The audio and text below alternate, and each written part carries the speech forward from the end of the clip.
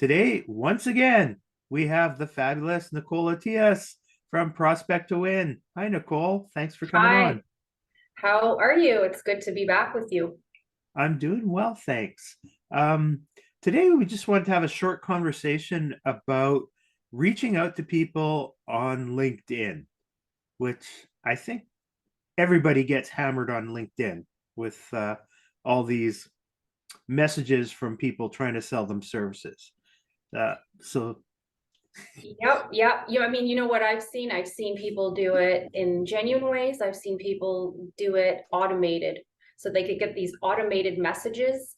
And then mhm, every time, the prospect, you or I respond, then boom, there's an immediate response that's like a paragraph or two. And then when we mhm. respond to that, then there's another immediate response with another paragraph. You're Mhm. speaking to a bot.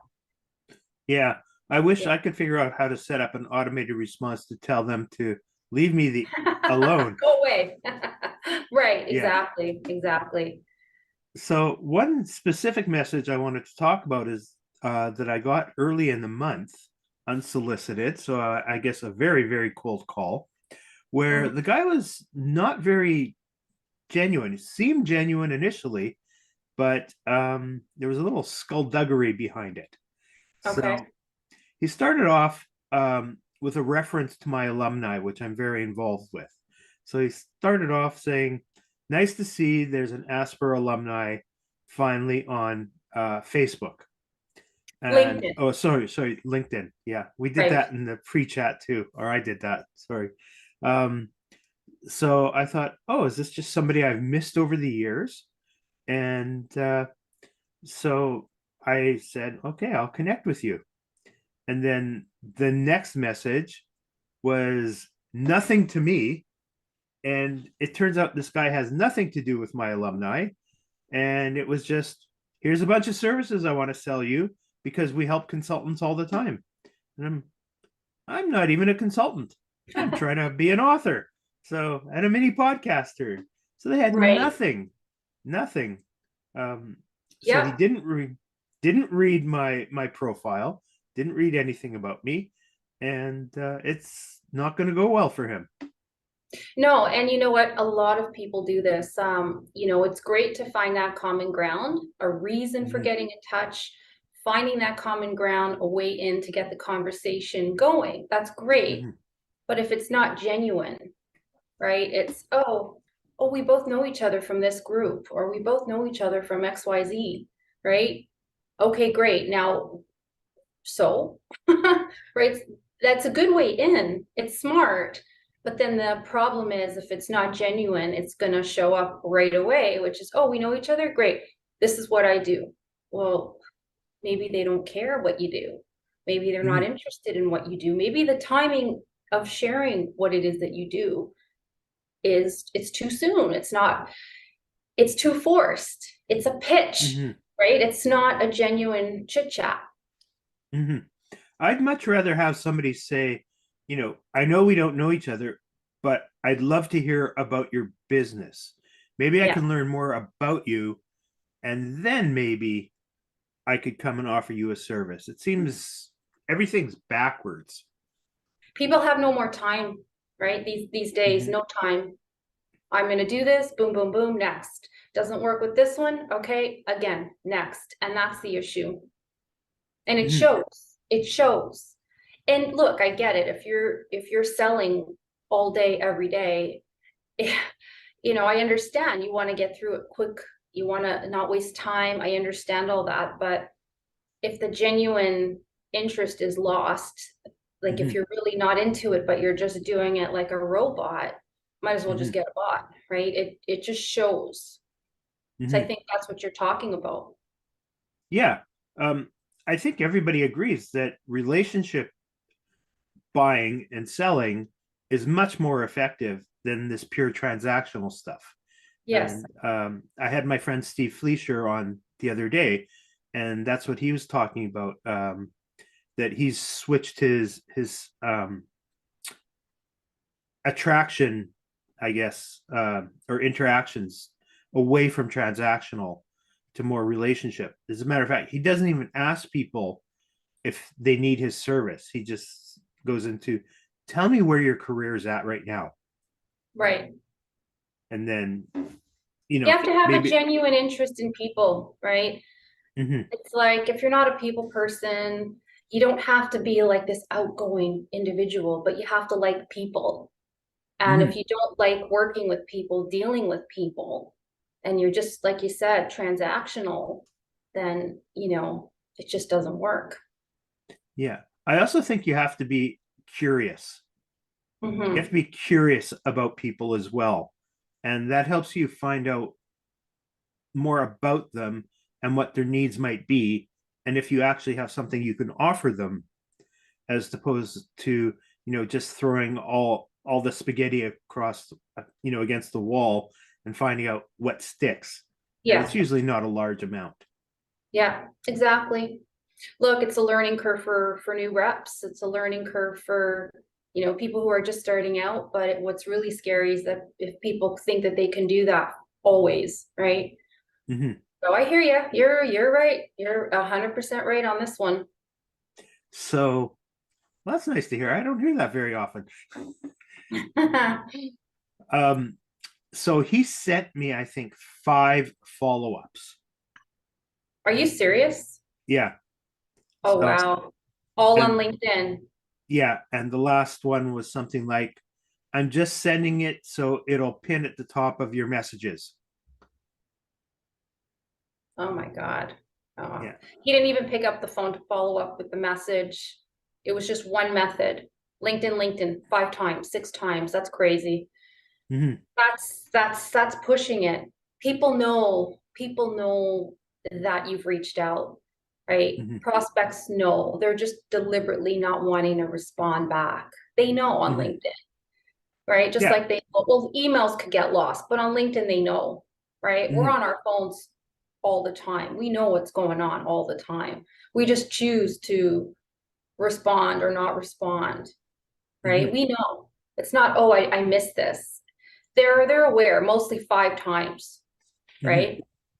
Yeah. Obviously, you haven't hit a hot button for me, or, you know, scratched an itch or anything, or I'd Hmm. get back to you. I don't want to sit around with problems that I don't know how to deal with. And if you had something magical for me, I'd really get back in touch with you. Yeah. So it's a waste of your time, it's a waste of my time. And kids, if you're new in the sales business or business development, I think you can learn a good lesson from this is be genuine and do a little bit more research. Like if he had just read my profile for another 30 seconds, Right. he could have sent a much more effective message first attempt. Yeah. Yeah. It's a learning curve for these guys for sure. Mhm. So is this also one of the services that you offer when you're working with clients, is teaching Sales them how to do? consulting. Sales consulting. Yeah. Mhm. So I look at the situation and I offer a couple of good solutions to implement, when people are making calls, when they're reaching out, when they're following up, when they're presenting, all of it. Yeah. And I also understand if you're newer in the business and you haven't gotten good training, this would seem to be the easiest way Hmm. to approach a new client, because some people have that call reluctance or fear of meeting new people. But Hmm. when you're presenting yourself as an experienced professional, there's just such a disconnect in my mind anyway, probably in other people's minds, that you just don't know how to approach me. So how are you going to solve my problem? Right.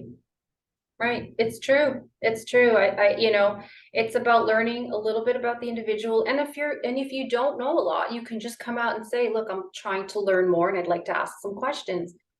That's Mhm. okay too. But like you said, be genuine and, upfront, be transparent. And, I think sometimes people try too hard just because they know, there's some nasty people out there will tell them where to go, right? And so they figure if they, go a different angle, then that's going to work out. And it's true to a point. Hmm. but I understand why it's happening. Hmm. And there are some nasty people, but for the most part, most people are fairly professional and they're not going to rip your head off, or they'll Well, just ignore you. you'll be surprised. Yeah, you're right. You'll get ignored, but you'll be surprised if some people just get bombarded by different, companies calling them about the same thing, and Hmm. then they've had enough. So they'll just say, I'm getting calls like this all the time. Like, how did you get my name? How did you get my number? What list did they want to know Hmm. how you got their information, and they just kind of put you through a bit of a tough time. It Hmm. happens all the time. And I Hmm. think that is what scares people away from following up and trying to get to know and doing all the right things. They get scared and they get put off, and then they try to pull a maneuver like this on LinkedIn. When I was in sales, if somebody said, "Where did you get my number?" If that was the worst thing that happened to me, that would have been a blessing. you Right. know, People can be much nastier than that. So, Oh yeah. Yeah, but it's the tone. It's the way they make you feel when they say mhm, it. It's their tonality. It's nasty. mhm, Okay, it's just wrong. It's like, how did you get this? I want to be removed. Don't call here again. And that's what I'm trying to say. yeah, You're right. that's true. You're right.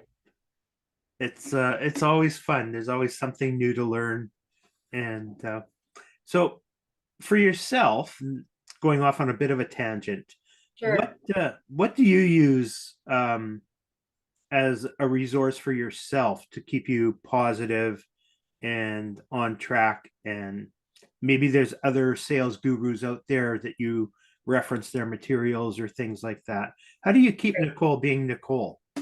Well, I love researching, different people. I like Mhm, learning from different people. A lot of these ideas are not new, right? No one's mhm, reinventing the wheel. It's just their delivery and their approach might be a little different, but there's nothing new here. So I like to find people that motivate me. I do mhm, that.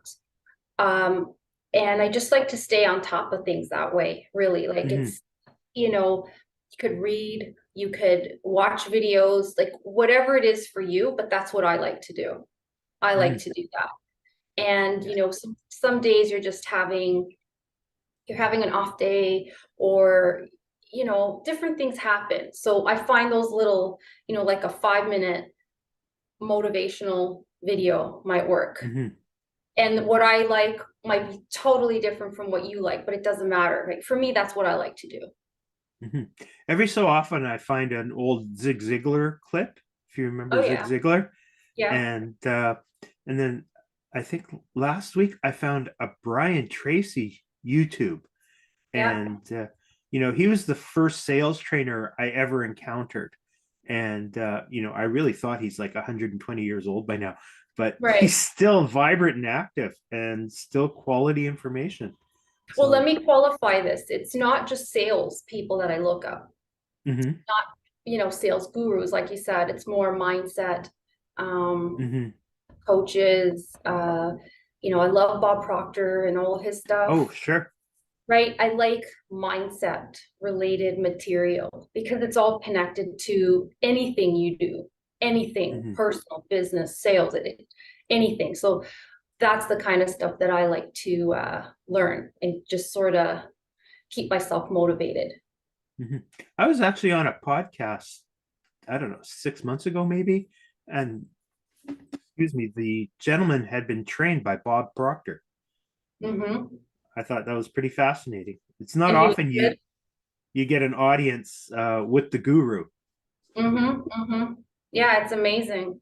He trained so many people, and it's funny because I've heard of this man's name for years, but I Mhm, didn't really listen to his stuff, learn about his thinking and ways. I didn't get into it until much later. I heard the mhm, name, but I didn't look into it until I started watching other people that were coached by him.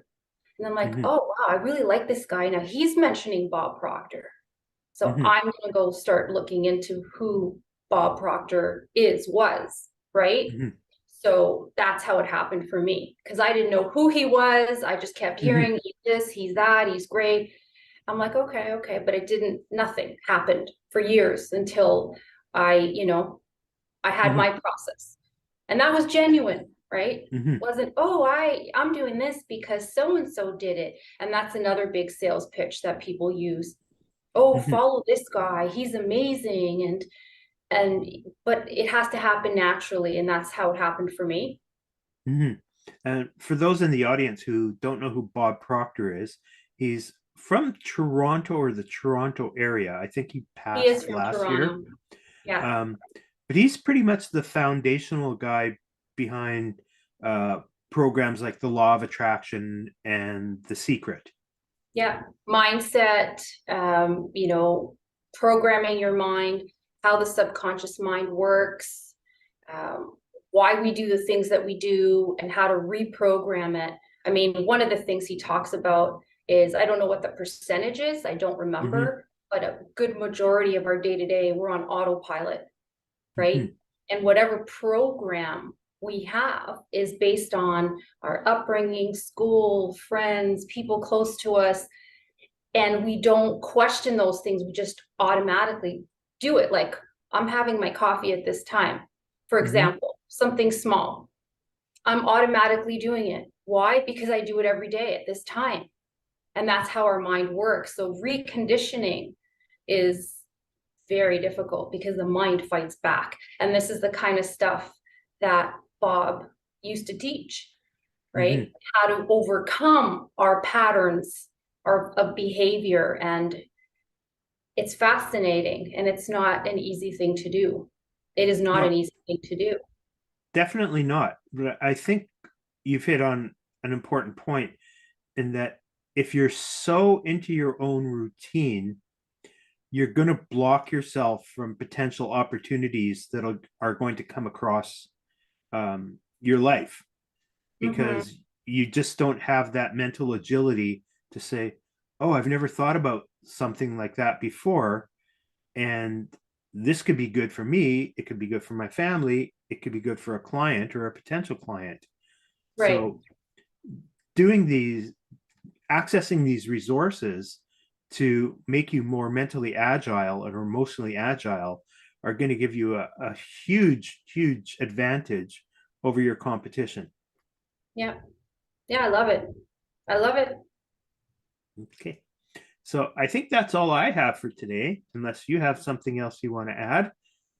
Yeah, watch what you do on LinkedIn. Just watch what you do. Watch how you approach people, really, at the end of the day, and stay Mm-hmm. motivated in whichever way that works for you, because we're all different. Mm-hmm. Figure it out, find out, learn, and everything's a step. Everything is a process. Mostly because I think we're really reaching out to younger people today, right? So Mm-hmm. that would be my message. And it's a good one. So thank you, Nicole, for coming on again. I think this is number three. It Uh, is. hope, It is number hope, 3. hopefully, we'll have a number four in the new year. And to everybody watching and listening, thank you for tuning in to the Dead Man Walking podcast. If you want to get a hold of Nicole at Prospect to Win, you can Yep. call Nicole at prospecttowin.com. Send me an email.